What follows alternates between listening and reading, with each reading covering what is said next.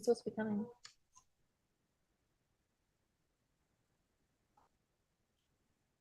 Recording in progress.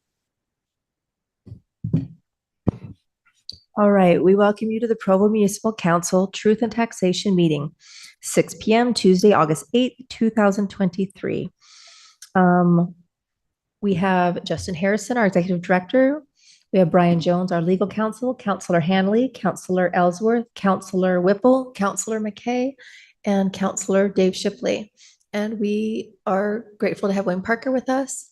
Are you recording for us today, Chris? Okay. And Chris is taking notes for us. Today's agenda for the Truth and Taxation will be as follows. First, we'll hear from the Council's Executive Director, Justin Harrison, who will orient the Council and public on what is being considered tonight and more generally, how the property tax system operates, because it's confusing. Next, we will open the meeting up for a public hearing during which members of the public online and in person may comment on the proposed tax increase. Those with comments are invited to approach the podium. Those participating on Zoom will need to use the raise hand feature to indicate they wish to comment. As chair, I may choose to alternate between in-person and online commenters. So please begin your comments by stating your name and city of residence. Once finished, please head over right here to this desk, the council staff desk, because you need to write down your name for the record. Each person will have 2 minutes to speak. After the public comment period, the council may discuss the proposed tax increase. Staff has requested the council give direction on whether to prepare the 2024 budget with no change to the Provo City portions of the property tax rate or to include a rate change up to the noticed amount for this truth and taxation hearing.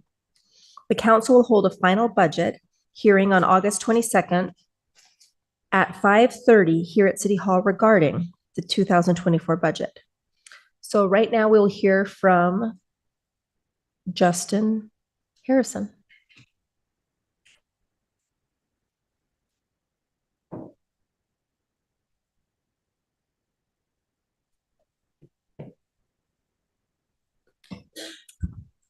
Right. Good evening, council.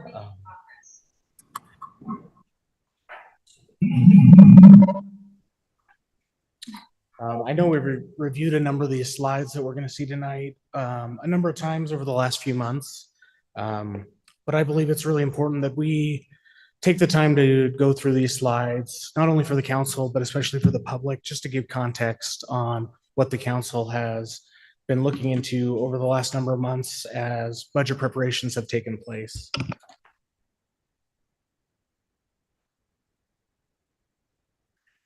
You can see on the screens before you, there's a number of important dates that we have either passed or have approached as of today. So we'll go through in the next slide a table that's provided by the state of a number of statutory deadlines, but these just highlight a few. So during the council's June 13th budget work meeting, a motion was passed unanimously to propose an increase to the library portion of the city's property tax rate up to 2.78%, or this is an additional $100,000 to their forthcoming budget. During the council's June 20th work meeting, a motion was passed 4-2 to propose an increase to the general operations portion of Provo City's property tax rate up to 4.82% or $254,316 in additional revenue. So those motions were made by the council in order to bring us here to this point tonight. That was not a motion to actually put those increases into effect, but just started the clock on these truth and taxation proceedings and allowed the council to come forth in this hearing and triggered a number of noticing dates. Here's that table that I had mentioned before. There are a number of statutory requirements for noticing proposed property tax increases. This slide has been presented a few times as we've gone through this the last 2, 3, 4 months. But for the benefit of the public, I'd like to kind of run through the noticing schedule. Before June 22nd of this year, the council was required, as I had mentioned before, to put forth a rate or dollar figure at a maximum amount that they would notice for this hearing for potential property tax increases. with multiple taxing entities within Utah County. So that could include entities like the county, school districts, other cities. There were multiple entities that approved bringing forth increased tax rates. So there was a combined ad that ran in the paper on behalf of the county listing all of the taxing entities that would be moving forward with the truth in taxation process. And that ran on July 25th of this year. As you come further down the chart, you see Provo City was responsible as an entity that put forth an increased tax rate to publish their own notice in the paper. This ran last week on August 1st in the Daily Herald. And as you see today, the last box or item on the chart is a public hearing to either adopt up to the maximum amount of the tax increase that's proposed. We've gone through this slide a number of times as well before, but this just breaks down what portion of the property tax actually goes to Provo City. So there, as I mentioned before, there are a number of taxing entities that residents or property owners in Provo pay property taxes to. The city is one of them. However, on citizens' property tax bills, it just shows up as one line item, Provo City. There's actually a possibility of 4 different portions. There is one portion that the city does not have a rate for and has not had in the past. But just a brief overview, those 4 portions of the property tax include what is called general operations. That goes towards the city's general fund. Second portion is interest in sinking fund or bonds. That goes towards the city's general obligation bonds. The library, which goes to the library. And the last is the discharge of judgment portion. This is the piece that I mentioned that Provo City does not have. However, this can be levied or could be levied and imposed through the truth in taxation process if the city were sued and had an outstanding judgment that they needed to pay back that they were unable to do so. But that is not something that has been or is on current property owners' tax bills. So on to the proposed rate increases that were put forth by the council that set this hearing in motion. During annual budget presentations, the library board made a recommendation to the council for an increase of $100,000 each of the next 5 years towards the library budget. So $100,000 in additional revenue towards the library would be an increase on that portion of the property tax of 2.78% and would change the rate from 0.00395 to 0.00406. So for an average Provo home, which is estimated at $467,000, this would attribute to a $2.83 increase per year. Through the process of the last couple of months, the council also asked for staff to come with an analysis of some of the inflationary figures that have been seen really across the country and specific to the Western United States over the last year, 5 years, and 10 years. I won't go into depth on those figures. Everyone has seen and felt those inflationary figures through a variety of means, but just demonstrating that there has been quite a bit of inflation over the last few years specifically, but that 10-year average seems to hover around 3 to 3.5%. Onto the general operations portion, the council, when setting in motion these proceedings for the truth and taxation hearing, also decided to set a dollar figure with a maximum amount that they would possibly raise property taxes. Again, going back to the Provo City rate, there are a number of pieces, including general operations and the library. So this is just the increase on the general operations portion of roughly 4.82%. It would equate to $254,316. Again, there are the rates. It would raise the rate from 0.00056 to 0.0000587. And for an average Provo City home, this would equate to just under $7 a year. So the combined increase for the two rates comes to 2.15%, or an increase of 0.37% on a citizen's entire tax bill. I feel like I've kind of run through a lot of information. We're going to jump into some new things now. Happy to take any questions as the council has them. Feel free to jump in or interrupt. But if there aren't any, we'll jump in to a sample valuation notice. So this valuation notice is something that every property owner in Provo City should have received. And this sample notice, again, we took what we get from the state and from the county is the average value of a home. And so for Provo City, that is $467,000. And so as you can see on the valuation notice, for any citizens who may be watching, this is what your valuation notice looks like. You'll see your property address and name up in the top left-hand corner. You'll see your full market value as assessed by the county assessor. So in this case, we're showing the average Provo home, which is $467,000. There's also a provision in statute that allows for residential exemptions. So this is an exemption of 45% for primary residences.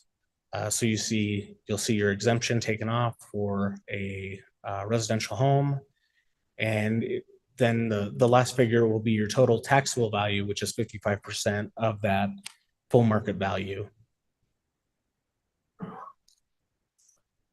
The next portion of that valuation notice, again, this is all part of the same notice that I showed earlier. This is just blown up so everyone can see it a little better. You'll see on the left-hand column, there are a number of taxing entities. In the case of Provo City, you've got 8 entities that levy taxes. Here, superimposed on the valuation notice, these are the rates from 2022. So the way that the property tax system works is that an entity cannot receive more revenue than they did the year prior minus new growth. So as valuations adjust, as either values go up, rates come down, or vice versa. As values go down, rates go up. So ideally, the entity is receiving the same amount of revenue. And if they wanted or needed more, felt that they needed more, they would need to go through this process that we're in right now, truth and taxation. So you'll see those rates, and then the rates from 2023, you'll see how some of those rates went down because valuations have changed. So some went slightly up, some went slightly down, depending on the taxing entity, because they have different boundaries, different jurisdictions. The rates fluctuate slightly year to year. In the case of Provo City, you'll see the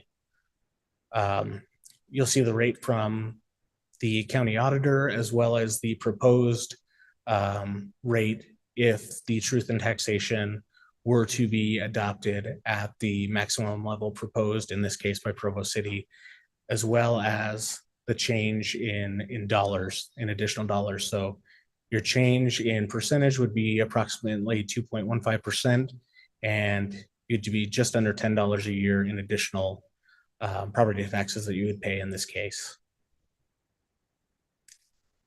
So again, going back to the different portions of Provo City's property tax. So for residents, this is all they see on their property bill, Provo City, but it's actually broken out into these 3 different rates, 3 different portions of the property tax: general operations, interest and sinking, and the library. As you can see, interest and sinking is not proposed to go up. That is automatically adjusted by the State Tax Commission every year, just as think of it like your mortgage is amortized over a number of years, usually 30 years. This is done the same way through those bonds, so that again, you don't have these giant spikes in additional property taxes that you're required to pay. So you can see general operations, a change of 4.82% on the general operations portion, 2.78% on the library portion. And then to your far right, you'll see that is a percentage of your total property tax bill that is accounted for in each of those categories. So overall, the city receives about 17% of the property taxes collected by residents or property owners in Provo City. And that just above there, you'll see each of the percentages for each of those individual portions of the property tax. So here you have just the two rates that are proposed to be increased, both general operations and library. Again, the percent change. I'll speak to this just briefly. There's a slight discrepancy in how the valuation notices are sent out by the county. As you'll see above, it says that there's a proposed change to 2.15% to the property tax.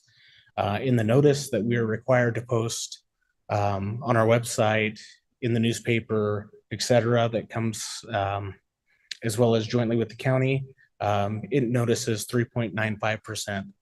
It's just a difference in calculation. So they calculate the complete rate change, which is 2.15%, or if you calculate it as just the increase in the two proposed pieces or general operations or library, it's a different percentage. So I feel for the confusion from everyday people that have trouble getting answers, but hopefully that gives an explanation. And if there are questions, happy to help explain that.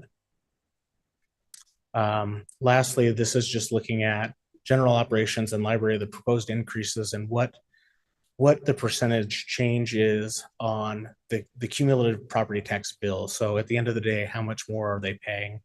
It's a proposal of just, again, under $10 if both rates were to be increased as much as they are proposed, and combined by all of the taxing entities, it's roughly a change of just under 0.4%. Next, at the bottom of the valuation notice, this is especially important for property owners. It indicates what entities are proposing to raise property taxes and when those public hearings are. So tonight we have our truth of taxation hearing here at Provo City. There's also another entity, Central Utah Water Conservancy District, that is proposing to raise their rates as well. And that hearing will be held on the 21st of this month at their office in Orem. This is just, I'd mentioned this before, this is a copy of the notice that was posted in the Daily Herald by both the county and by Provo City a number of times over the last few weeks, on July 25th by the county and by Provo City last Tuesday. This was also posted to the city's website, social media, and again, I mentioned the combined ad with the county. This is just a breakdown, again, of property taxes as a whole for residents of Provo, property owners in Provo. This is what each dollar of property tax goes to. For every dollar, roughly 57% goes to the school district, 17% goes to Provo City, 15% to the state, 8% to the county, and 4% to Central Utah Water Conservancy District. And again, I'll harp on this.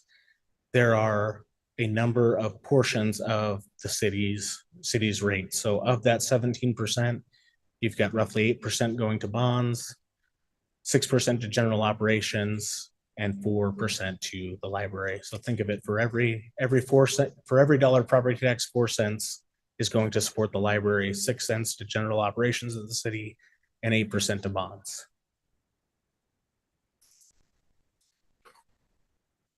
I feel like I've been talking a lot. Are there any questions? All right. There have been a lot of questions, I feel like more than anything, about valuations. The valuation notice that we just went through, again, was received by every property owner in Provo City.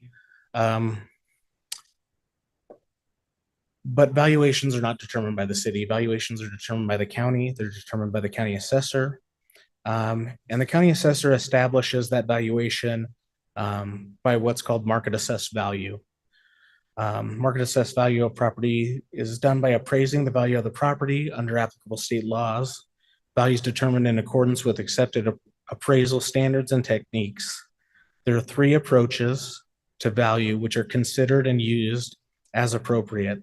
And those approaches are listed on the screen. So you've got sales in the marketplace or comparable sales, income generated or that could be generated by the property, and the cost to replace or construct a similar structure or property. Once this is done, the market value is placed on a list with other properties in Utah County to what is called the assessment roll.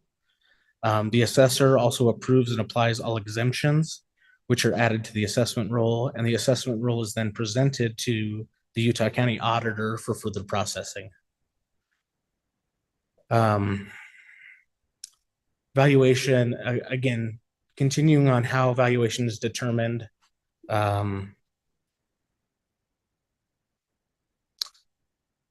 There are a number of factors that may be included, and those include the highest and best use of the property or the different land use, the location of the property, the quality or size of the property, and what condition the property's in. So lastly, speaking of valuation, and again, I'll just after this, I'll get to some contact information for the county because they are the best resource for information on valuations. But there are bound to be some errors in valuations. So there are over 200,000 parcels in the county and buildings on a majority of them. And the county relies on, and this is what they have said, that the county relies on property owners to bring errors to their attention through the appeal process. According to the county, the success rate of appeals has consistently been around 70%.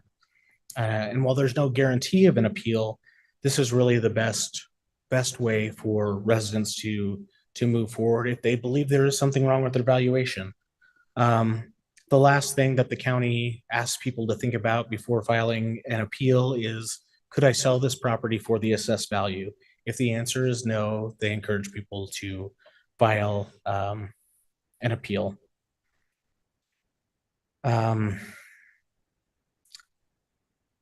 So I'll touch on this now, but I'll speak to it more later. Not all properties are assessed by the county. Some are what is called centrally assessed, and they are assessed by the Utah State Tax Commission. And we'll talk about that in just a few more slides. I promise I will try not to put everyone to sleep, but I also wanted to point out a number of taxpayer resources. So here there are links, and this is all listed on our website. This presentation is available on our agendas page. And to the folks listening, please feel free, click on these links, read, look, listen, ask questions. There's a link to the city's tentative budget for FY24. There's also what we call the FY24 citizens budget, or just a simplified document that's put together that reviews the city's budget. Another resource, this is a link to the Utah County Assessor's website and their contact information. Please reach out to them if you do believe there is an error in your valuation and you'd like to file an appeal. So the deadline to file an appeal is either 45 days after the notice is mailed or September 15th, whichever is later. And that deadline is also displayed on the valuation notice. The last resource there is a link to the Utah State Tax Commission. Again, they play a big role in this, and they also assess centrally assessed properties. Property tax relief programs. So there are also a number of programs through both the county for those properties that are assessed by the county assessor and through the State Tax Commission for those that are centrally assessed. So these are a number of resources and links to the Utah State Property Tax Division. They've got some FAQs as well as a property tax relief table, and same with the county. They've got an FAQ page. They also have a link to property tax relief applications. And there are 4 property tax relief categories. They include those for active duty service members or recently discharged members of the armed forces. These members must have completed 200 days of active duty deployment outside of Utah during a 365-day period, and the property must be the applicant's current primary residence. The second category is exemptions for the blind. Applicants must be declared legally blind by a licensed ophthalmologist. This is also available to unmarried surviving spouses or minor orphan children of persons who are blind. The third category is it's a circuit breaker or low income abatement. So applicants must be at least 66 years of age or older on or before December 31st, or a widow or widower of any age. Applicants for county low income abatements must be 65 years of age or older on or before December 31st. And for both programs, the total annual household income may not exceed $38,369 for 2023. For county low income applicants, may not have liquid assets exceeding $10,000 plus the amount of property tax due. And the last category is for disabled or members of the military that are killed in action. So honorably discharged members of the U.S. Armed Forces. This is also available to unmarried surviving spouses or minor children of a disabled veteran service member or a service member that may have been killed in the line of duty. And they must have at least a 10% combined service rating in order to qualify. So last related, but not related thing, I've mentioned centrally assessed a number of times. So if you want to appeal a property and to know if your property is centrally assessed as opposed to assessed by the county assessor, I will not try to say that 3 times fast, but so the serial number on your evaluation will start with 98. So just know 98 as your serial number beginning means that you are centrally assessed by the Utah State Tax Commission as opposed to the county assessor. It's getting excited. People were moving. I thought there was gonna be a question. And just the last couple of things. This is just a graphic that the council office had put together and done a great job of promoting on social media, just as another means of awareness. There are, as we had gone through, a number of statutory requirements for noticing. The council, as well as council staff, have really been adamant about letting people know and trying to make sure that citizens are informed so that they could come and speak tonight. So this is kind of our version of the citizens budget. This is kind of the citizens version, or citizens truth and taxation flyer that went out. Last, would just ask the council, this will not be passed tonight. However, staff would just ask for some direction, as this will be included or unincluded from the FY24 budget as to where the council would like to indicate what they would like in that budget, either an increase, no increase, a partial increase. Again, this is the rate was publicized as a maximum threshold. That doesn't mean that it has to be that high. And I don't want to try to advocate for or against anything, but just let the council know what all their options are. So with that, happy to answer any questions. Any questions for Justin? All right. All right. I think you're good. At this time, we will have a public hearing regarding the Provo City property tax rate for fiscal year 23-24. So please, when you come to the pulpit, state your name and your city of residence in the microphone. Please limit your comments to 2 minutes. And just for information, state law prohibits the council from acting on items that do not appear on the agenda. And we want to recognize that Bill Fillmore has joined us. So at this time, whoever wants to make public comment can come up and do so.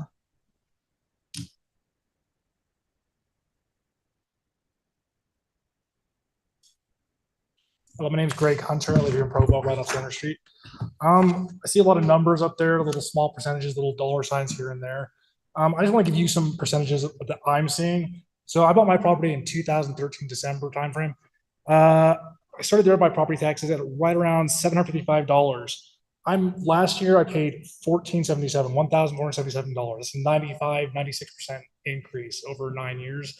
If we go up to the 1656, they're talking about this, another 12% increase right there. I'm up 107% right there.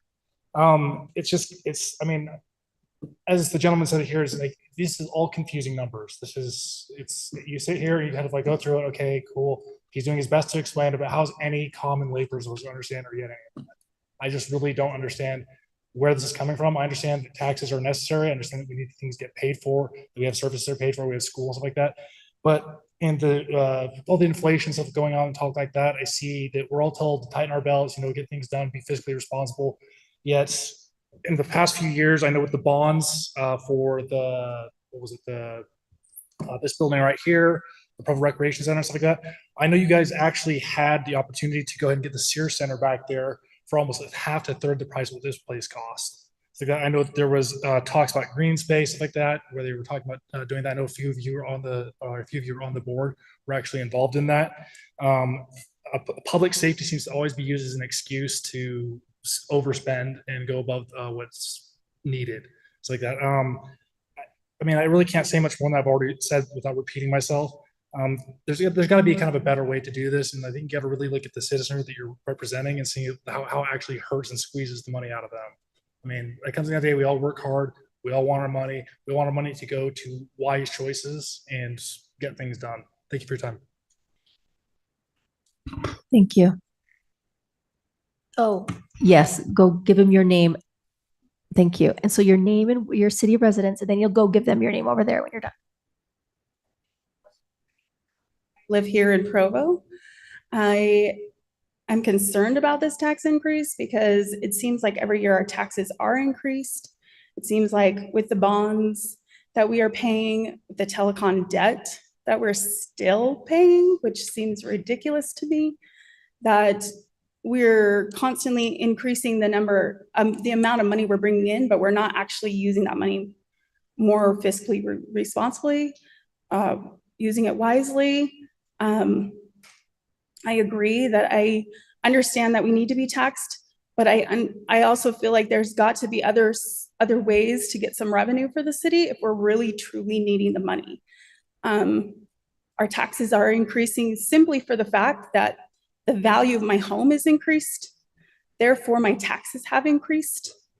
And it's very challenging. I did just get a raise of 5%, but that feels like it's not going to be spread around enough to cover even this. I mean, it's like, okay, well, it's only $10 a year, but in the long, with everything else that's also increasing, it doesn't seem like that money is going any further. So, sorry. I understand that there are places that need the money. I would strongly recommend to the council not to increase the full amount that is currently proposed. I also agree that I feel like there's a lot of ways that we need to look at how we can use our resources more wisely and truly make that money count more. Thank you. Thank you. Anyone else?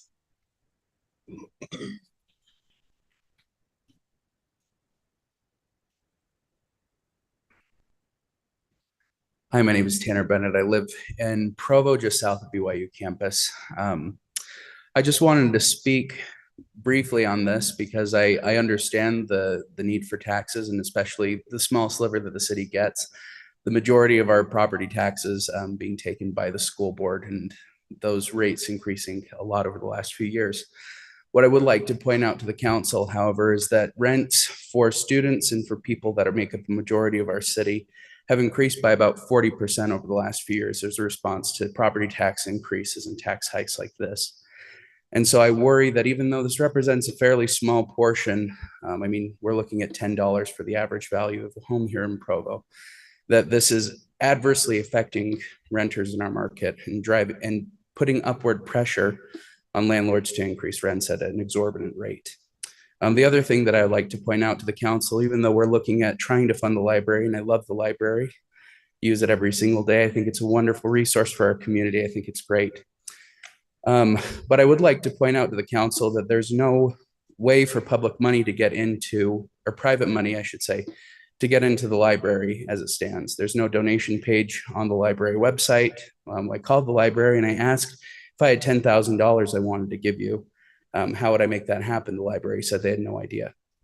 And so I think that it's interesting that we're pushing this onto taxpayers when we don't look at all the avenues for possible revenue for some of these institutions. And so I'd encourage the council, instead of looking at increasing taxes and potential upward pressure on our already suffering renters, the average rent already is so far above what most students and people my age are capable of affording. I would hate for any additional upward pressure to adversely affect us and our ability to afford our rent as it is. I'd hope that we look toward other methods of gaining revenue for these wonderful institutions that we have. Thank you. Thanks, Tanner. Anyone else like to make a comment?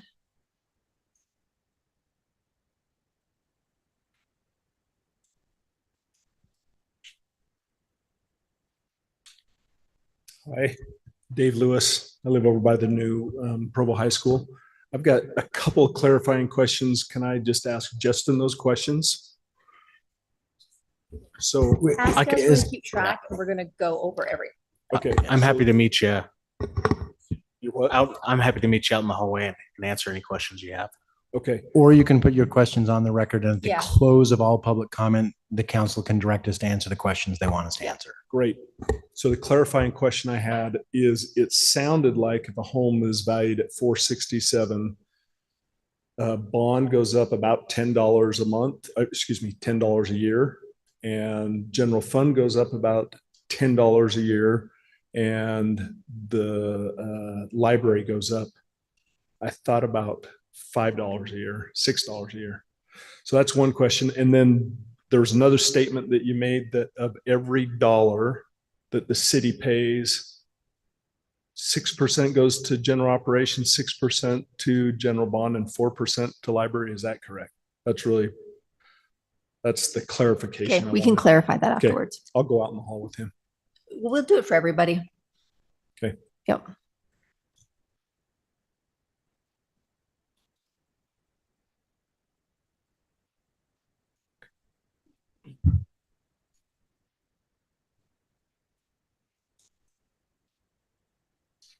My name's Sharon Mehmet, and I live in North Provo. Some of the questions are just kind of for the public record because I probably know the answer, but some of them I kind of like an answer.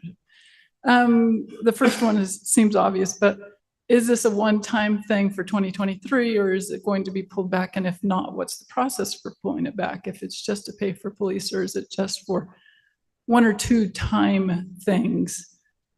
I know taxes never come back, but there it is. There's the question.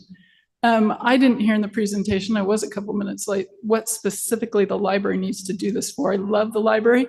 I know they have some great programs, but they also have some, I would call them extended programs that wouldn't be considered library programs. Is there a way that we could maybe look at cutting those so that if it's for building improvements or upkeep, then maybe we cut back for a year or two while we make those improvements. I love the idea of getting some private donations in something like the library, some sponsorships or something like that, even if it's just for some of the programs so that we can free up money for the building, that kind of thing. The other thing I just kind of wanted to point out to the record, you're increasing, and again, I'm being told for police specifically, but there has to be other things there, I hope, that it's being used for. But I also noticed in the last month that my power bill went up.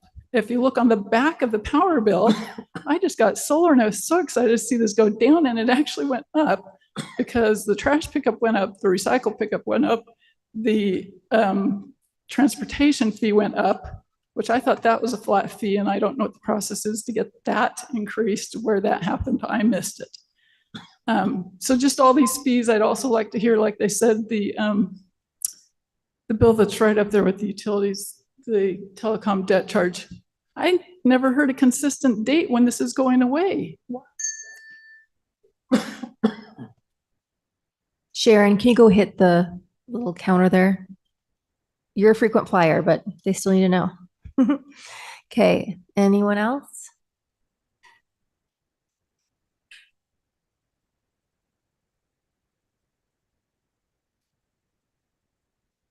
Hi, my name is Sarah Free. Also live here in Provo. My question is simply, because taxes do go up every year and utilities go up every year. We already know this. However, with the property tax increase because of property values going up, the amount that I had to pay difference between 2021 and 2022 was $800. And so my question is, why was that not enough to cover whatever this need is that is happening right now?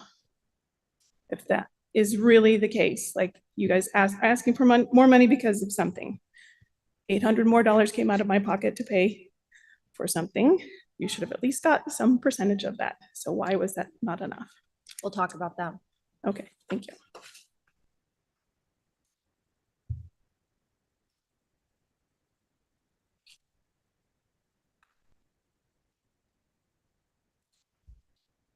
Anyone else?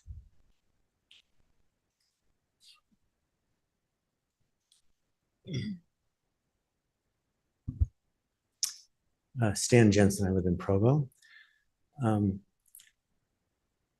First, I do appreciate the work that was done in describing the details of what's happening here. And that was helpful. I have a request that we see if there's a way that we can put together with the increase of this tax, just kind of, we don't have the whole picture. I mean, you've given us a very thorough picture and detailed on this increase, which is not that large. It's only $350,000. But as other people have mentioned, there's other fees and things that are raised. And so not having the full context is sometimes disconcerting to people. And then the final thing I wanted to say is some people have already spoke on this.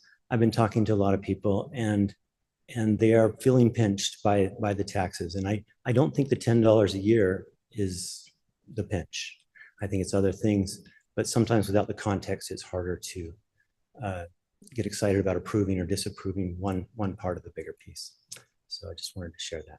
Thank you. Thanks, Dan. Anyone else? Once we close public comment, that's kind of the end of it. So I just want to make sure no one else wants to come up or ask any questions, because we will answer all these questions.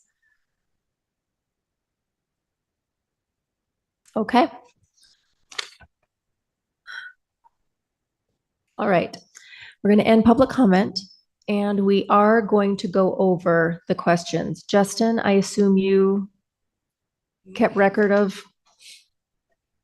Awesome. I've got most of them. Do you want me to come up or stay here? Do you know what? Let's just see what's the first one?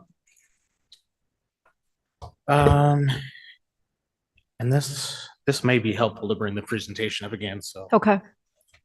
Yeah, come on up.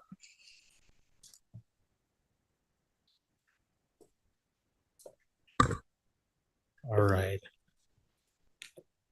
So I'm actually going to answer the second question first, because I can go right to it. So here is that breakdown again of percentage or cents per dollar that go to each of these portions of the property tax. So, Okay, this was Dave Lewis's question. yes. So again, here, roughly 17%, it's 17.4 something percent. So again, we're rounding. Here it adds up to 18%. So if there's any confusion there, but you've got roughly 8 cents per dollar going to bonds, geo bonds, 6 cents that are going to general operations or the general fund of the city, and 4 cents going to the library. While we're on that, Yep. there is an end date on that telecom debt, since that is in the bonds, right? Is that in the bonds, the There- telecom debt? Or is So it this more- is on geo bonds. I was trying to look up the date. I want to say it's February of 2024. What's that? About 2 more years. got about 2 more years on the February of telecom debt. 2025. So, We've seen that every year when we have the presentation. The date has not changed. the other question that Mr. Lewis had was, and correct me if I'm wrong, was regarding the amounts going up each year. And so there are cases where you've got these rates, I'll rephrase that there's revenue going up each year. The way that the system was created, and this is a state system, not something we can change, but in 1985, when Truth in Taxation was adopted by the legislature, the idea was that taxing entities would only receive the revenue that they had received the year prior, and that remains today. So the city is only eligible to receive the revenue that it did the year prior, minus new growth. So when someone builds a building, a house, a commercial structure, that's assessed, it's added to the rolls, and that is assessed separately and added. So the city receives new revenue that way. But again, this is done, it's very different to look at this as an individual property. And as you're looking at the valuation of properties in Provo City is roughly $9.5 billion. And so to look at that as opposed to in the example given by the state and the county of a $467,000 average value for a house is you've got a lot of things that change within there. So as some valuations go up, rates come down and vice versa. And it's I think the important ahead. part there, and it addresses your question. Again, if we do not do a truth in taxation raise, we do receive the same amount of money. Your $800, we do not see. But someone else gets a decrease. There's people who got decreases this year. There's people who got neutral. There's people who got increases. And the bottom line is that the entities on here that receive the taxes still get the same amount of money unless they do a truth in taxation and do make an increase. And there have been many years that we have not done increases. Councillor Shipley. Sorry, just to clarify one thing you said that Except for the new development. So on the increase that was, that somebody stated, and I'm sure you're going to talk to this between 21 and 22, but I think it's relevant here. When you have separate bonds that get issued, it's a completely separate issue. So we're talking about, generally speaking, for operations, the city or the taxing entity is going to get about the same amount each year unless we do truth in taxation. But when we build a building like this one, or when we build the rec center, or when the school district bonds for new schools, or when they, are allowed to increase revenue even independent of a bond, so that they can build new schools. Those are all things that make dramatic differences in your tax bill, and those are the ones that you feel the most, because from year to year it can be hundreds and hundreds of dollars. It's usually not these incremental changes like we're talking about that affect it the most, and it's not even. A lot of times it's not even the valuation change as much as it is those one-off bonds or the one-off projects that these different cities and entities do. Councillor Whipple. I just wanted to add that part of the large increase last year was the school district did a substantial hike on their truth in taxation. And if you remember that image of the dollar bill, the bulk of that dollar goes to the school district. So when they raised their portion of it, it's a much bigger increase on your taxes than it is when we raise our portion. And so a lot of that additional $800 last year that you paid went to the schools. It did not go to the city. Was the 800 taxes or 800 and your property evaluation went up? Okay. And it was 21 to 22, which would have been the bond probably for this building that you were feeling. Because the school district was the next year, I think. The 22, 23. Yeah. Okay.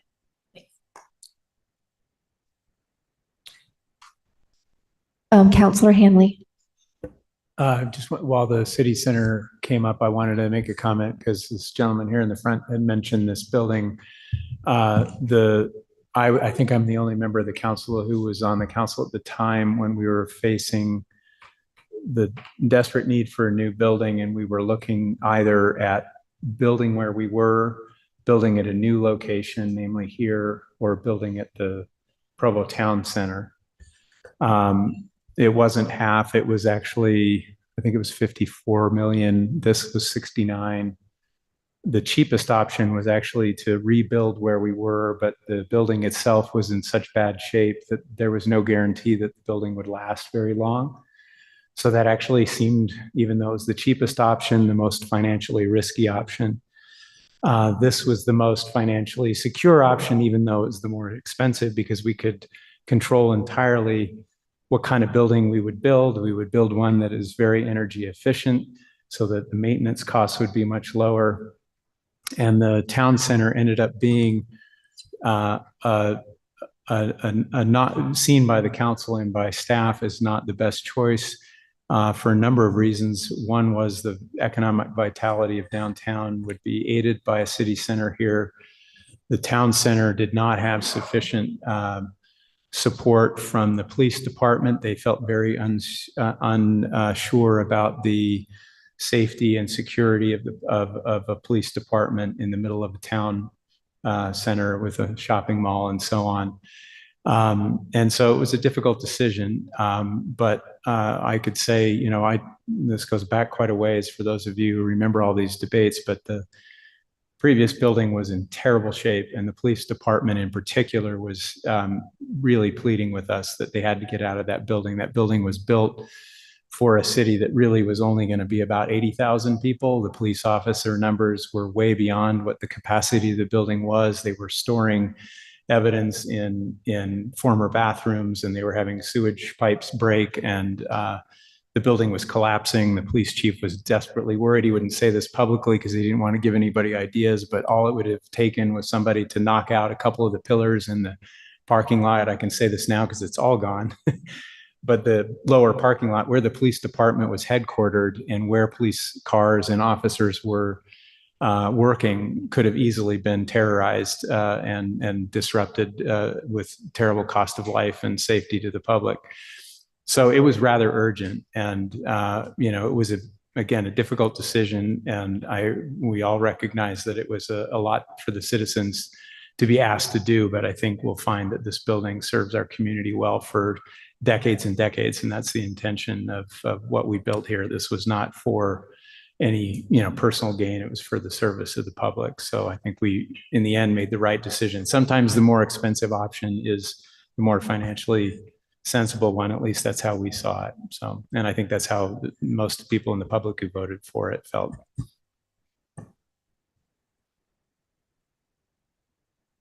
Any additional questions or anything I didn't touch on? How about your list? Did we cover all the ones on your list? Justin, I think one of Mr. Lewis's questions was to go back and actually do the breakdown of where the $10 goes. Oh. Yeah, I interpreted his question to be, is it $10 for each of the taxing entities? And it's $10 total for all three parts of the Provo City combined. So the total increase would be $10, and it's the combined amount between what we're talking about tonight as a potential for a raise on the general obligation part and also the library combined.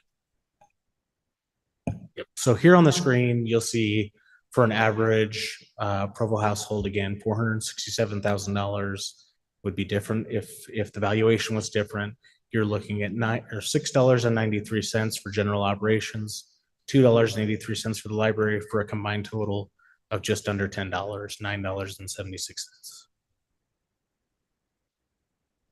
So can I speak to Stan's question real quick? Is that okay? Please do. So this is something that I think he brings up a very important question, and that is kind of context. And I think a lot of you spoke to it before he kind of said, look, it's hard to look at this just on an island by itself because there's so many other fees and taxes that we all pay to the city even. I think we're all feeling the pinch of rising utility costs across the board. I think we're all feeling the pinch of significant increases in property taxes over the past 5 or 6 years, and in chunks, right? Not just an easy 2 or 3 or 4% that keeps up with inflation, but significant amounts that things have changed by. Utilities have changed by more than inflation over the past 5 or 6 years, admittedly, for the city of Provo. And big picture, there's a couple things that happened.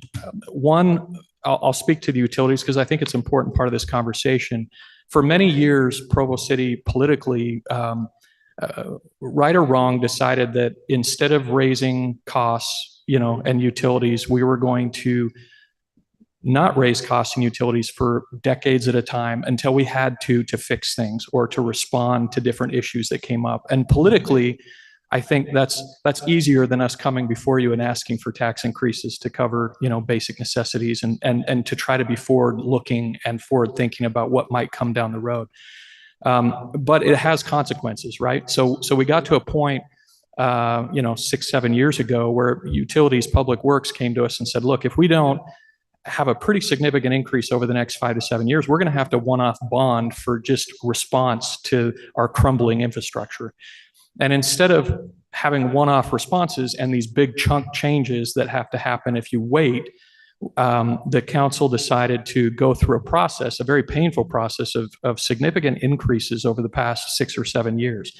And we're getting close to the end of those more significant increases, but I hesitate to say end because we can't foresee what will happen next. But what I will speak to is that Public Works has been able to put in reserve large positions that are going to go towards new infrastructure instead of us having to bond for some of those because of our forward-thinking mode of doing those increases. So that's part of what we're feeling at this point is significant changes in utility costs because of that different format than what we had done for the prior few decades before that. The same could be said for property taxes as well. And that is that in a conservative culture like Provo, it's very difficult to come and ask the public for an increase in taxes. But the reality is property tax is a very important part of revenue to the city, and it doesn't change from year to year. It doesn't even get close to keeping up with inflation without us making an adjustment. And the state did it that way so that we would have to come to you. I mean, it's not a bad thing that we have to come to you. It's just that some cities, because they don't want to come to the public, they let it go and go and go for years and years, and then they have to respond again and react to things that went undone for a long time. So we have our biggest revenue source as a city is sales tax, and sales tax has been very good in near-term history, but it fluctuates.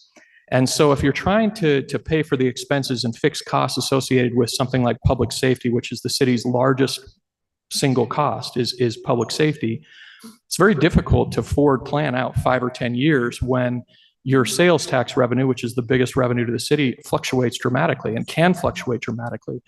I mean, we're talking about a revenue source that could go up or down by 10 or 15% in a year. And a city can't manage a budget based on a fluctuating revenue source. That's our main revenue source. We need more consistent revenue sources. To its credit, property tax is a consistent revenue source to the city. It's a predictable revenue source from year to year. And that's got good and bad associated with it. The good is that we predict it. The bad is that we can let it go decades without having any kind of material increase there. And as you all know, the cost of everything from employees to products that the city uses for our public safety have all increased dramatically, as has everything over the past 5 or 6 years. And so we're caught in a situation from a sustainability standpoint that if we don't increase the more predictable element, the more predictable leg of our revenue as a city, I think we're being irresponsible just from a finance situation. We're trying to match something predictable and consistent with a cost that's predictable and consistently going up from year to year, and not depend on revenues like sales tax, for example, that aren't consistent and can fluctuate dramatically. So big picture, and I know it's not all the context, but I would just add to the presentation that you all had that we're just trying to match as a finance principle something that is predictable to the city as far as revenue with an expense that's very predictable to the city as far as the police and the expense that we have for public safety. And my expectation last year when we came, and somebody alluded to this, will this be the last time? Is this the beginning of the end? Are you going to do this every year? My expectation last year, my commitment to you all in last year's Truth and Taxation was that I do expect, if we're trying to be responsible as a city council, that we would come for some kind of nominal inflationary adjustment each and every year on property tax. And I know a lot of people don't want to hear that, but I think that's the responsible and sustainable way to approach property tax at this point based on the state laws that are there. Our revenue from property tax will not increase even close to inflation if we don't come to the public each year and ask for some kind of nominal increase. And so that's why we're here. Councillor Handley. Thanks, Mr. Shipley. I just wanted to add one other thought that I know is on people's minds. I've been emailing some citizens about also the larger question. Maybe this gets to what Mr. Jensen was also asking about the overall budget of the city, which has gone up considerably in the last eight or so years. But one thing that's misleading about that increase is that the vast majority of that increase is due to major capital expenses that we have received grant money and federal money to help pay for. So it's in our budget. We've received somewhere in the range of $90 million over the last several years for different projects that the city's doing. Now, granted, those are taxpayer dollars that come from the nation rather than from the city, but they are not the result of our increased taxes here in the city. And those have paid for the airport, for the wastewater treatment plant. And I'll just mention one other thing about the wastewater treatment plant. That plant was also necessitated by federal regulations that were requiring cities to upgrade their systems to make to provide better water for the watershed that we're a part of. And so we had to meet those regulations, and we didn't have the capacity with our current facilities to do that. And we did opt for, as Mr. Shipley was explaining, fee increases as a way to pay for it, which actually in the longer term was cheaper than if we had bonded for it. So it, again, was, I thought, the more financially responsible way to go about paying for something that the city needed. But I just wanted to give that picture too, because I think there's a perception in the public that we're, spending millions more dollars, and this is coming and that this, this therefore means that a cost of living adjustment to our property taxes out of line with all the money that we're already spending. But the majority, as I say, of that increase that we've seen in our budget has come from external funds that have helped us with these major projects, for which we're very grateful. And I think I'll just say from myself personally, but I'm pretty sure I speak for the council, we all have our varying opinions on what's right to do and how to spend money and what we need it for. But I think it's true that we're all committed to using resources to serve the public as well as we can. And that's entirely the sum total of our motivation in any of these discussions. We may not get it right all the time, and we may disagree amongst ourselves or with the people in the community, but we are that's certainly important to keep in mind in terms of what our motivations are. Thanks, George. Councilor Fillmore. Thank you.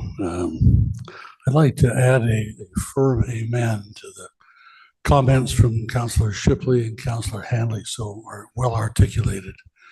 We don't enjoy raising taxes. There's a natural aversion to that, and we only do it if we feel it's the right and responsible thing to do.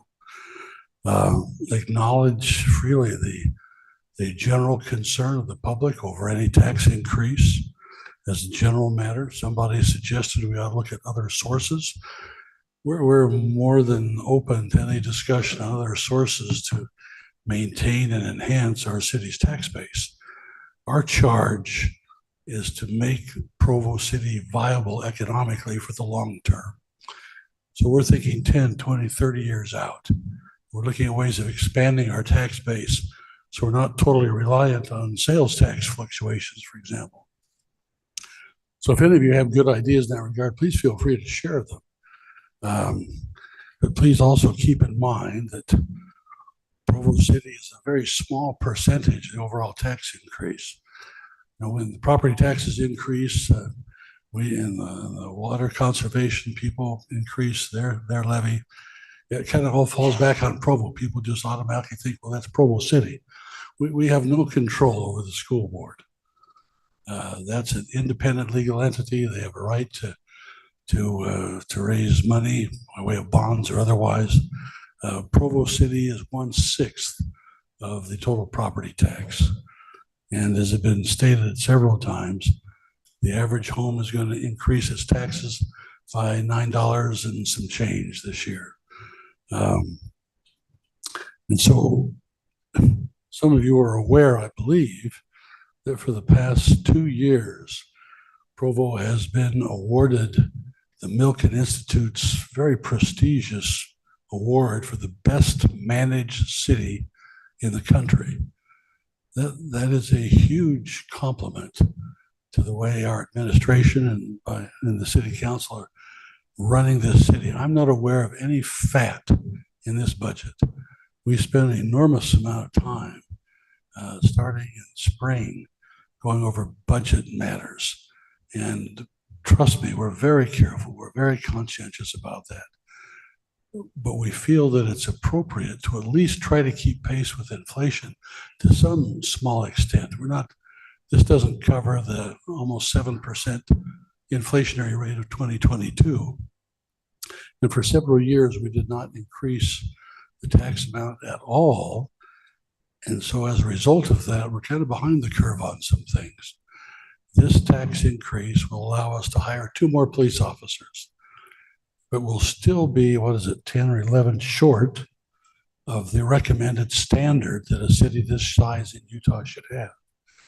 And this council unanimously feels that the number one priority for our city, and really for any governmental entity, state, local, federal, is public safety.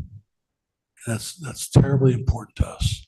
And so that's a large part of the motivation here. So please understand that we try to be careful. This is not a profligate council, pretty conservative with your funds. And we believe that this minor tax increase is appropriate and necessary and will be well spent.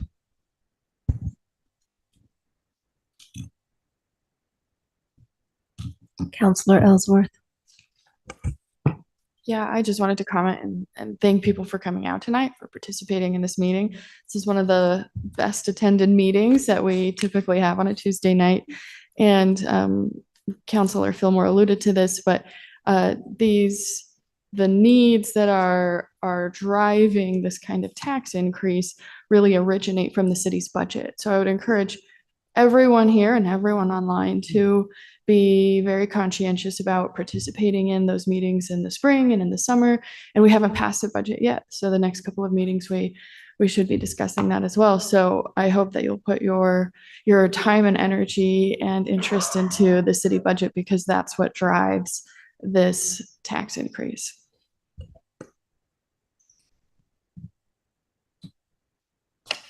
Councilor Shipley. I've spoken too much already, but I failed to mention the library is part of this, right? And there was a comment about, programming at the library, maybe some extra programming that we could look to cut. And I think there is a potential consideration there. From my experience with the board and just with how my wife interacts with the library and how I interact with the library and my family does, I think the extra programming is probably revenue creating for the library. It's just the base services that they're providing for the citizens of Provo that have gone up in costs over the past decade pretty substantially. Mostly the cost of people, right? The cost of employing the people that operate the facility. And so I would just say that I think their request is they're trying to do a lot more with a lot less and have been increasingly over the past decade already. And so I think this is a nominal ask just to try to offset some of the deficit that they've been running for the past few years and try to get that a little bit more in line with what they're doing just for base programming. And then, like I say, I think they're extra programming. A lot of those activities and fun things that we enjoy as a community, a lot of those are actually revenue creating, and they do a great job finding fun things for our community. And like I say, I don't know that that's what this is about at all. I think this is just for base expense change that's happened over the previous years. And like I say, they have been running a deficit for quite a while and using reserves because they didn't want to have to ask for tax increases. And now we're just to a point where if we don't try to change the direction of the ship a little bit over the next couple of years, that the deficit will get to a point where they don't have any reserve left. And so I think it's an important piece of the puzzle that we're considering tonight is helping to support the library and give them a little bit of an inflation adjustment as well. Thanks, Dave. That was a question we missed. Carla, if you're interested, you're welcome to speak at the pulpit and explain why the money is needed. For those who don't know, Carla is the library director. Yeah, as we earlier presented when we first talked about this, we have been running on a deficit for several years back. When we started the new building, or when we got into the old academy building, which is our new building, about 23 years ago, there was an increase to the tax rate, and we were bringing in more money than we needed, and we kept a savings account with all of the extra. And about 15 years ago, we started changing the direction of that. And so just for our core, like what we're doing, we keep it very minimal. But it is, we are just asking for the revenue to match what our costs are, so that we're not dipping into our savings account, just like Councilor Shipley said. It's not adding any new programs. It is just keeping us from running in the red. Excellent. Thank you. Excuse me, somebody asked if they could donate to the library or to the city. The city has a foundation account. It is a 501c3 eligible account, so you can get a deduction for contributing, and it can go to different programming, anything that the city's involved in. So people can give. Sorry. Oh, did you want? They asked about the library. Yeah, feel free to comment on it if you want. People have given us money. The librarians aren't usually offered $10,000, so I think they probably didn't know exactly how to respond to that. We do get cash donations. We have been working on finding a better way and having a donation button on the website, but it is hard to budget on donations. And so usually what we've used those for are extra things. If someone gave us money for our mystery collection because their mother loved mysteries. So there's little extra things that we do with that money usually, but we are working on getting something on our website. If anyone wants to give us money, we will take it. Great, thank you. I have a few comments. I've heard from a lot of citizens about this. I've had citizens who say, yes, please do it. I have citizens, and then there's that group who are just great with the increase. And then there's the other group who is against the increase. From the most of them that I've talked to, they've gotten a real sucker punch the last 2 years with their property values going up so high. which in turn makes her taxes go up higher. And I've talked to a lot of people about that. I talked to one woman whose mortgage went up $700 a month due to her property assessment going up. Total shocker. I had a gentleman who called me who said in the last 2 years, it's gone up 70% one year and 40% one year. And he's getting close to retirement. He's like, I can't maintain this. Like, I won't be able to live in my home if this continues. And again, this is the property assessment equation to because when your property gets put up that much, it's not just $10. It does create different numbers, right? I had people who went down. A lady was thrilled. Her tax went down 100,000. Her property value, went down 100,000. She's like, it was awesome. She's like, tax me is all you want. You know what I mean? So we were having so the problem on this has been a new thing for me to recognize this year. And especially the wide variety of it, where one woman's, when hers went up $700, $700 a month is $8,400 a year difference in her property taxes. So her property taxes went up $8,400. And my other friend, the person who called, was she was a female, and hers went down 100,000 on the valuation. They live very close to each other. I've been asking people where they live, trying to get an idea of this, like totally different parts of town or close parts of town, or so there's a huge discrepancy there. And as me trying to decide about this percentage, which is small, it's very different when I'm not working with I feel like I'm not working with an even playing field, right? I have those who got decreased. I got those that are neutral. I got those who got crazy increases and total shock on that end. And then it's not, I feel like I'm not playing or deciding on an even playing field. And that's very hard, because the woman who was like saying happily, oh, tax me more. I mean, that's a whole different animal than the person that already got the $8,400 a month increase. And then we're considered to do more on top of that. It's just like, ugh. So that is the biggest thing for me. I felt very differently about this before I realized this inequity, inconsistency. I don't know what to call it. I am meeting with the county assessor about it because I can't quite figure out. There's houses that live right next to each other, and one went up 30% and one went down 30%. I can't figure that out. That doesn't make sense to me. So this is something I'm trying to figure out with this decision.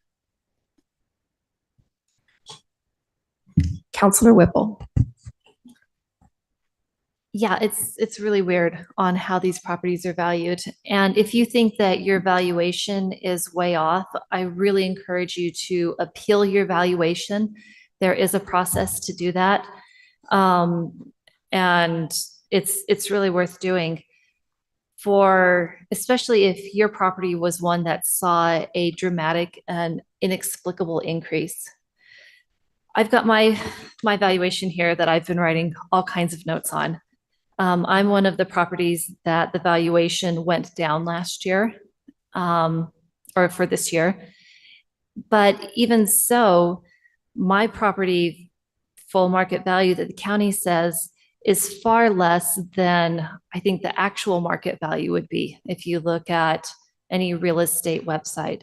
And that's traditionally the way it goes, is that those county valuations are on the low end.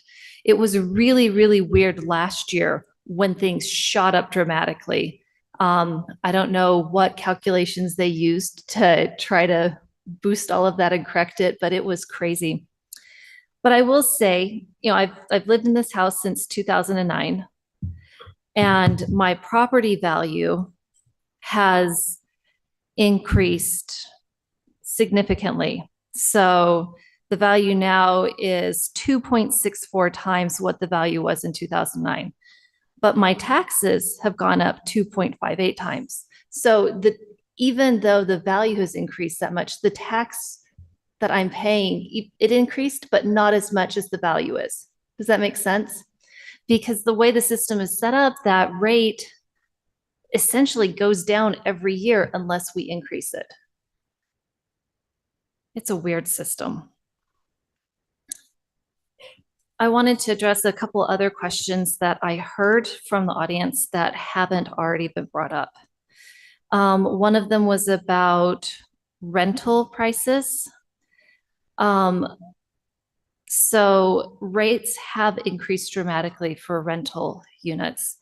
I think that is mostly due to market pressures and the ability of landlords to just charge more, even if they have owned the same place for 30 years and their costs haven't increased significantly. I think that the increase in taxes is a very small part of it, but it can be an excuse. They will say our taxes went up by $10, and so now your rate is for a month is going to go up $500. They like to put the blame on us for things like that. But the amount of increase for their taxes is not commensurate to the amount of increase that they are charging you. Does that make sense?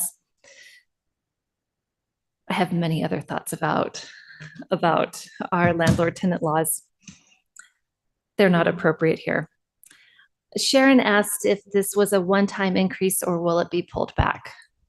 And just as we did a very small incremental increase last year, that's still there. That's part of the rate going forward.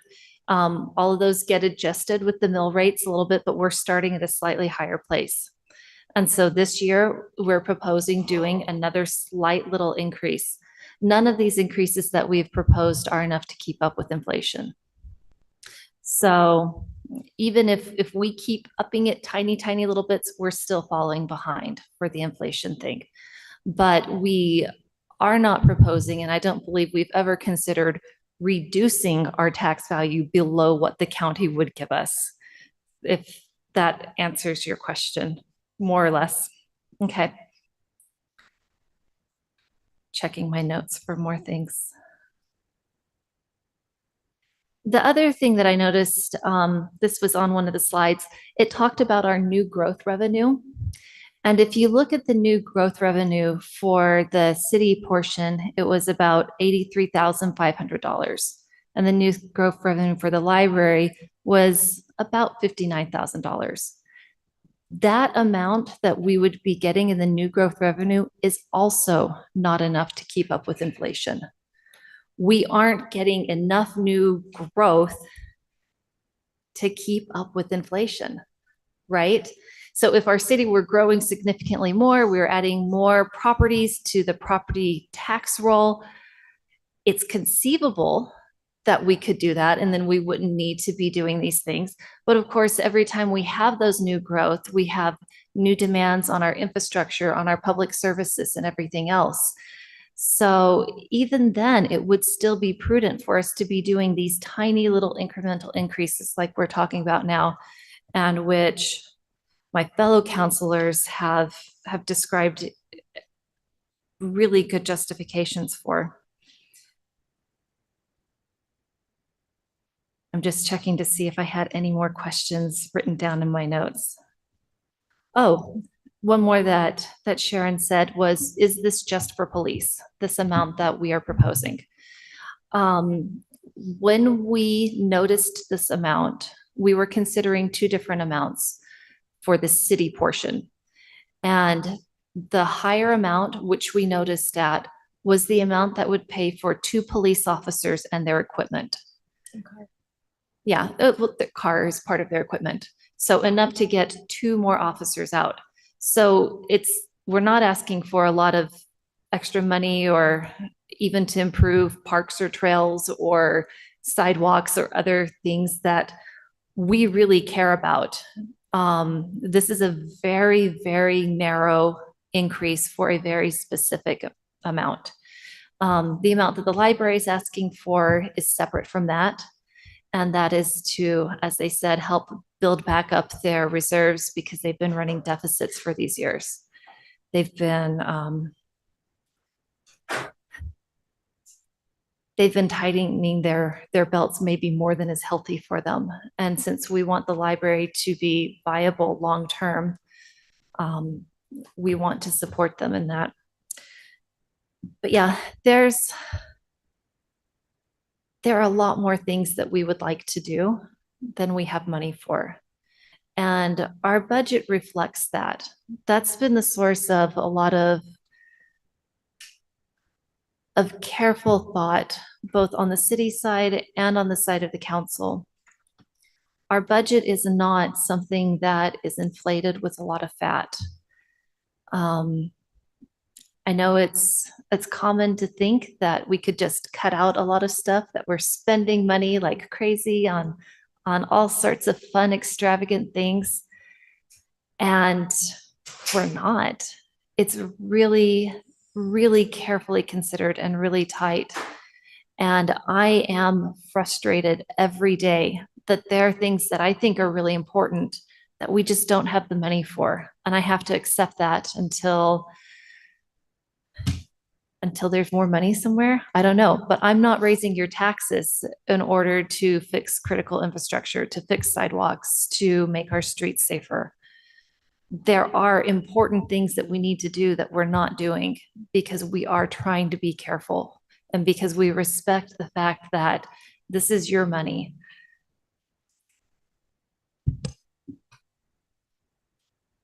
Counselor Hanley. I'm sorry, I know we're getting close to the end. I just want to make one further comment about police officers. That's something that I didn't really have a clear sense of until I was on the council.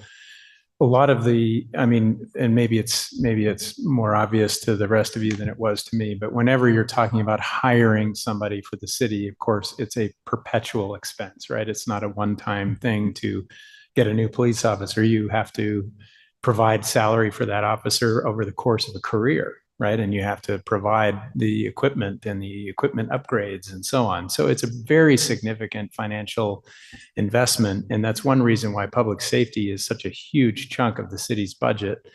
So it's the hardest thing to grow in terms of, because we can come up with one-time monies for a certain park project or certain capital improvement project. But when we're talking about employees who especially need accompanying equipment to do their job well, it's a pretty significant financial investment over a longer period of time. And so that's why, if we could pull together the pennies to pay for one officer's salary for 1 year, that doesn't even come close to what we're going to need. So I don't know, maybe I'm saying what's obvious, but I think for me that is important has been important for me to understand in terms of how we manage a city budget.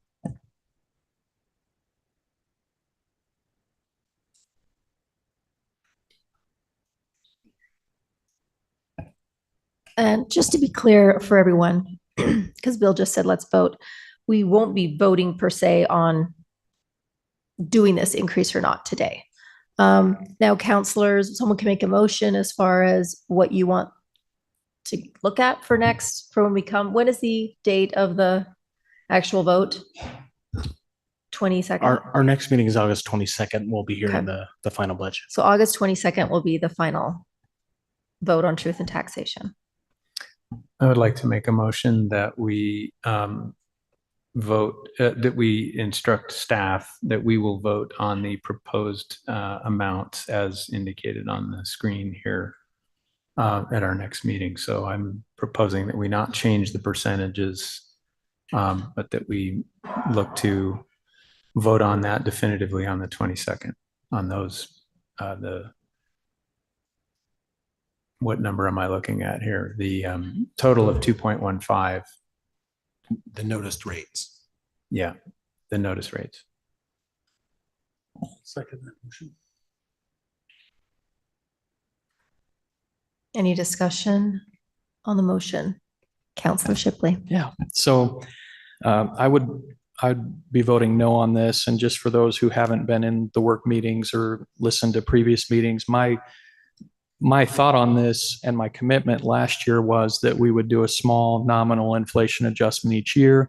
And I realized that some of you are saying this is a small nominal adjustment, but for me, it was meant to be that 3% average of what inflation's been for the long term and not bounce around. And so my commitment was that it would be about 3% a year to keep up with inflation. And so while I'm supportive of truth and taxation, I'm supportive of an increase, a nominal increase each year. I think we're going just a little beyond what I had envisioned for what this is, and I'd be voting no on that.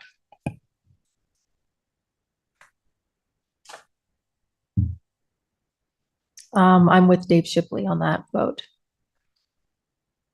Counselor Ellsworth. Do we need a second? We have a second. Oh, I'm sorry. Okay. Just discussion. Gotcha. Yeah. My comment would be that prior to this meeting, there were other meetings where we discussed how much to notice the tax rate. And we did have these kinds of debates and questions around what was appropriate. And I would agree with Dave Shipley that I would be in favor of a smaller rate increase or tax increase rate. Counselor Fillmore. I think the significant counterpoint to that concern expressed by Counselor Shipley and the chairman and Counselor Ellsworth is that we're making up for the deficiency of 10 to 12 years previously, where we haven't increased at all. It's not just this year's inflation rate.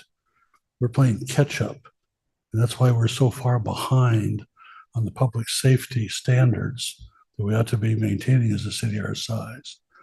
That's why I'm fully supportive of the number that's been proposed.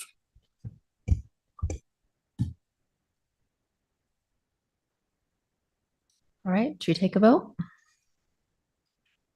Counselor Handley. Yes. Counselor Ellsworth. No. Counselor Whipple. Yes. Counselor McKay. No. Counselor Fillmore. Yes. Counselor Shipley. No. All right, do we have another motion?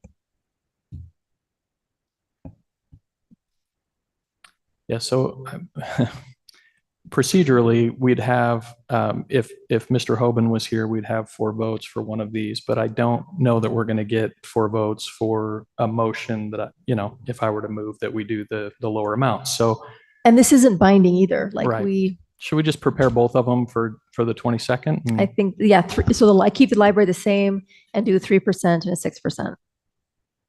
I mean, can't we prepare language for both? And we can prepare language for whatever you would like. I guess the question is, we can prepare language for this. The question is, what is the other option? Is it no increase on the general operations? Is it 3%? Is it, let me stop you. Is it a dollar figure so that it funds one officer? It's just consistent with last year's, which I believe was 2.9, which is Correct. almost exactly half of what this proposal is. It funds one officer. So to simplify this, we're just preparing 2 versions, one at the full amount, what was noticed, and also one at half of that approximately. But the exact number is mimic last year as far as the percentage, so that it reads exactly the same way. And to clarify that, Added the library though. yes, the library is separate. Yeah. So I'll make a motion that for the next meeting, we see the preparation of the library portion consistent with what was noticed, which is, I don't even want to read those numbers, consistent with what was noticed. And then we would also like to see the rate at, where am I looking? Provo City. So at, do we know for a fact that the 2.9 or 3% would be enough? Like, that's enough for one officer for sure, right? yeah, so 2.9%, as well as general operations at what rate? What's the proposed rate? 2 point. And the proposed rate. At the proposed rate. I think. Okay, so the proposed rate is, how do we read that? 0.000. Well, depends on which numbers you're looking at, but I think the proposed rate is 4.82. 4.82. Thank you. Ignore that. Thanks, guys.